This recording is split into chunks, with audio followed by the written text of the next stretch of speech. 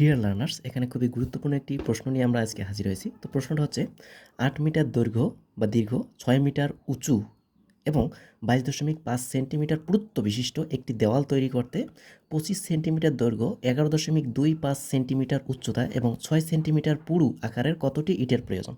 অর্থাৎ একটা দেওয়াল তৈরি করবে, সেই দেওয়ালের দৈর্ঘ্যটা থাকবে, মনে করো যে এটা আমাদের দেওয়াল, এইটা হচ্ছে আমাদের দেওয়াল, এই দেওয়ালের দৈর্ঘ্যটা হচ্ছে আমাদের ৮ মিটার। আর এই দেওয়ালের একটা উচ্চতা আছে, সেটা আমরা দেখতে পাচ্তেছি না। সেই উচ্চতাটা হচ্ছে আমাদের কত, এই ভিতরের দিকে টু ডাইমেনশনাল ভিত্তিতে আমরা বুঝতে পারতেছি না, সেটা হচ্ছে ৬ সেন্টিমিটার। আর ২২.৫ সেন্টিমিটার হচ্ছে পুরু। তার মানে এই যে দেওয়ালটা, এই যে এটা হচ্ছে আমাদের পুরুত্ব, এটা হচ্ছে আমাদের কত, ২২.৫ সেন্টিমিটার। ওকে, তো এই দেওয়ালের মধ্যে যদি আমি এই টাইপের ইট লাগাই, অর্থাৎ ২৫ সেন্টিমিটার দৈর্ঘ্য, ইটের দৈর্ঘ্য হবে ২৫ সেন্টিমিটার, আর ইটের উচ্চতা হবে ১১.২৫ সেন্টিমিটার এবং ইটের পুরুত্বটা হবে, সেই ইটের পুরুত্বটা হবে আমাদের কত, ৬ সেন্টিমিটার। তাহলে কতটি ইট প্রয়োজন হবে এই দেওয়ালটা গাঁথতে? ওকে, তো চলুন আমরা এই ছোটো প্রশ্নটা খুব সহজেই সলভ করি। তাহলে আমাকে প্রথমে বের করতে হবে এই দেওয়ালের আয়তন, এই দেওয়ালের আয়তন বের করতে হবে, আর একটাই যে ইটের যে আমাদের দৈর্ঘ্যপ্রস্থ উচ্চতা বা পুরুত্ব দেওয়া আছে, সেই ইটের আমাদের আয়তন বের করতে হবে। তাহলে এই দেওয়ালের আয়তনকে সেই ইটের একটা আয়তন দ্বারা ভাগ করলে কতটা ইট লাগবে সেটা আমরা খুব সহজেই বের করতে পারবো। তাহলে আমরা বের করতে পারি যে দেওয়ালের আয়তন, দেয়ালের আয়তন। ওকে, তো দেয়ালের আয়তন আমরা কীভাবে বের করবো? দৈর্ঘ্য গুণন প্রস্থ গুণন উচ্চতা। তো এখানে প্রস্থ হচ্ছে আমাদের এই পুরুত্বটাই। ওকে, তো যেহেতু আমাদের সেন্টিমিটার আছে, বাকিগুলো আমাদের সেন্টিমিটার আছে, তো আমরা সবগুলো সেন্টিমিটারে করে নিই। তাহলে ৮ মিটার, ৮ মিটারকে সেন্টিমিটার করলে ১০০ দ্বারা গুণ, তার মানে ৮০০ গুণন উচ্চতা হচ্ছে আমাদের ৬, তার মানে ৬০০ গুণন ২২.৫। ওকে, তাহলে এটা হবে আমাদের ঘন সেমি। ওকে, ঘন সেমি। তো দেয়ালের আয়তন পেলাম, তাহলে একটি ইটের এবার আয়তন বের করব। তো একটি ইটের আয়তন, ইটের আয়তন, তো একটা ইটের আয়তন কী হবে, দৈর্ঘ্য গুণ প্রস্থ গুণ উচ্চতা, অর্থাৎ ইটটার দৈর্ঘ্য হচ্ছে ২৫, উচ্চতা হচ্ছে আমাদের ১১.২৫, আর পুরুত্ব হচ্ছে আমাদের ৬ সেন্টিমিটার। তাহলে যেহেতু তিনটে আমরা সেন্টিমিটার গুণ করছি, তাহলে অবশ্যই ঘন সেমি।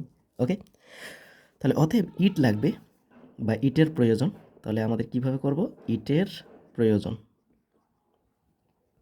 তো ইটের প্রয়োজন আমরা কিভাবে বের করব, তাহলে এই দেওয়ালের আয়তনটাকে এই ইটের আয়তন দ্বারা ভাগ করতে হবে। তাহলে করি আমরা সেটাই, যে ৮০০ গুণন ৬০০ গুণন ২২.৫ বাই নিচে হচ্ছে ২৫ গুণন ১১.২৫ গুণন হচ্ছে আমাদের ৬, আর এখানে অবশ্যই টি আসবে, কেননা এটাও ঘন সেন্টিমিটার ছিল, এটাও ঘন সেন্টিমিটার, তো উভয় পাশে উপরে নিচে ঘন সেন্টিমিটার কাটা যায়, আমাদের শুধু টি থাকবে। ওকে, তাহলে আমরা এটাকে যদি আমরা একটু সিম্পলিফিকেশন করে নিই, তাহলে আমরা কীভাবে কাজটা করব একটু আমরা দেখি। তো এইখানে দেখেন আমাদের কী কাহিনীটা হয়ে গেছে। আমরা যদি একটু কাটাকাটি করি, তাহলে আমরা কিভাবে কাটাকাটি করব সেটা একটু আমরা দেখে নিই। এই যে এখানে আমাদের ৬০০ আছে, তো ৬ দ্বারা এই ৬০০কে কাটলে আমাদের হবে ১০০। ওকে, তো এই ১০০ আর ২৫ যদি আমরা কাটি, ২৫ একে ২৫, ৪ ২৫-এ ১০০। ওকে, খুব ভালো কথা। ১১.২৫ আছে, তো আমরা দশমিক চাইলে উঠাই দিতে পারি, অথবা আমরা খুব ইজিলি কাজটা করতে পারি যে এর দ্বিগুণ হচ্ছে আমাদের ২২.৫, তাহলে ১১.২৫ দ্বারা ডিরেক্টলি যদি আমরা কাটি, তাহলে এখানে ২ পাবো। ওকে, তো এখানে তো আর নিচে আমাদের কিছু থাকলো না, তাই তো? নিচে আমাদের কিচ্ছু থাকলো না, সবগুলো কিন্তু ১ হয়ে গেছে।